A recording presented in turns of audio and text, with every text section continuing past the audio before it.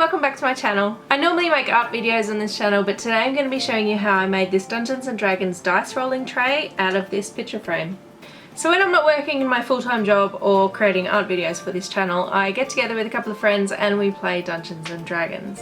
Now on our coffee table it is normally covered in snacks and drinks and papers and maps and props sometimes and books, and so there's usually nowhere that we can roll dice except maybe on the floor, but then the cat chases it and you think you rolled a 20 but it was actually turned into a 1 because the cat grabbed it, and yeah, so I thought I would make everyone a dice tray.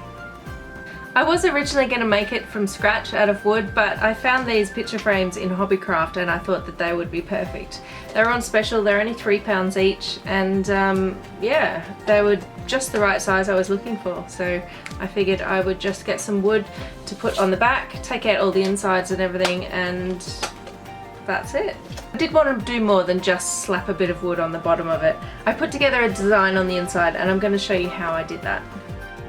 First step is going to the hardware shop. Now I went to buy just a sheet of wood. I wanted some plywood, so I went for a 3mm thick piece, and I didn't need a very large piece because I'm only cutting 6 pieces because I'm making 6 dice rolling trays, one for each of my friends in our Dungeons & Dragons group.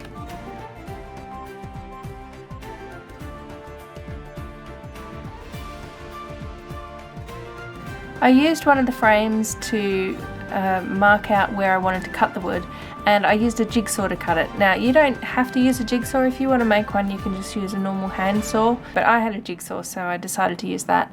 I did put a piece of wood down as a guideline, but a jigsaw's not really going to follow a fence like that. It kind of wobbled everywhere, and you can see a little bit later on that I do actually tidy up some of the cuts with a smaller handsaw.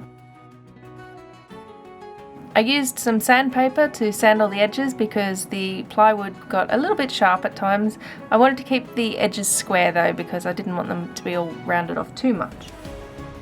I think this part took the longest. I kept lining up the pieces with the frame just to make sure that I had them in the right size. And if they were slightly too big, then I could use the sandpaper just to sand them down a little bit.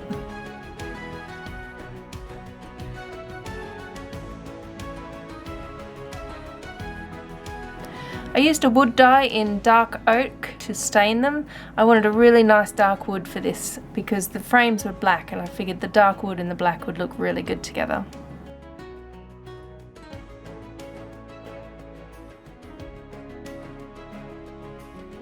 I also stained the rest of the wood, as you can see, like a large patch of it, because I wanted to test out a technique of transferring the design onto the wood, so I used just the test piece. I didn't want to like mess up one of my actual pieces.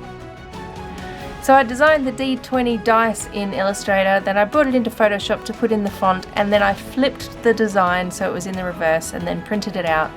Now for this test piece I wanted to try the transfer where you glue it face down onto the wood using Mod Podge, then you wet the back of the paper after the Mod Podge is dried, obviously.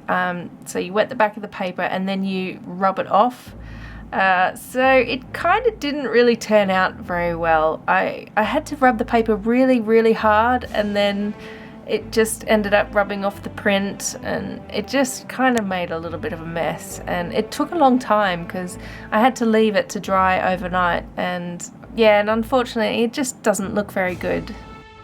So I scrapped that idea and instead I decided to print onto baking paper. So what I did was I cut out a piece which was large enough to print on, and then I sticky taped that to a piece of A4 piece of paper. Now if you're going to do this, you need to make sure that you tape it down against all the edges, because I left it like not taped down the first time and it just didn't go through the printer very well. It kept bunching up, so you need to be careful that you tape down the edges really well. Now this method worked really well because the print, it doesn't dry onto the baking paper, so I then turned it over and I pressed it firmly onto the wood using the back of a spoon. And yeah, the print turned out amazingly well. I'm really surprised. Obviously there were parts where I didn't press the spoon down hard enough or I missed bits, so you need to make sure that you're very careful in getting all of the area that you're pressing down on. But other than that, it was so easy to do. You just line it up, tape it down, and then just rub it over with a spoon. It was fantastic. I love the way that the black ink isn't quite opaque, so you can still see the wood grain through it. I really like that. Also, this method is a lot less messy than the one using Mod Podge, so I definitely recommend this method. Although the ink did dry onto the wood, I still wanted to protect it, so I covered it in Mod Podge. I used the matte Mod Podge for this because I didn't want it to be too shiny. The matte Mod Podge does have a little bit of a sheen to it, but it was just perfect for what I wanted it for.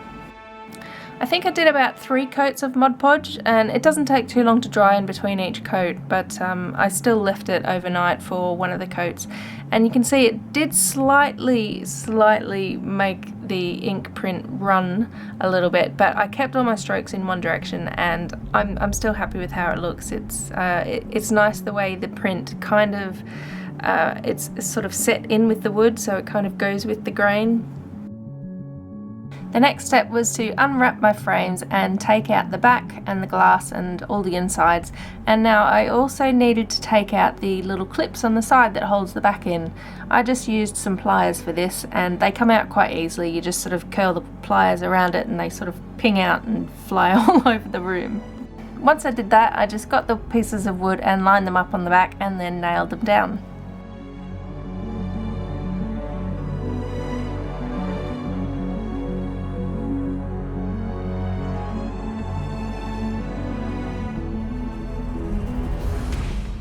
Now I could have just used glue for this, but I really like the way the nails looked, but you do need to be careful. If the frame is not thick enough or you get the nails at an angle, you can actually go through the side of it. As you can see, I did that with 1 or 2 of the frames, but I managed to fill those gaps, and yeah, I did the rest of the nails straight.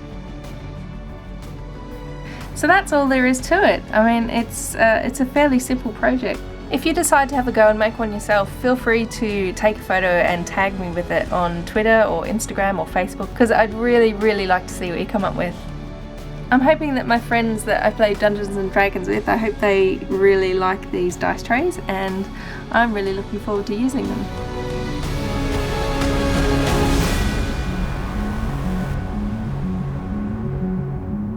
So I really hope you enjoyed watching that. Please give it a thumbs up and subscribe if you're not already, and I'll see you in my next video.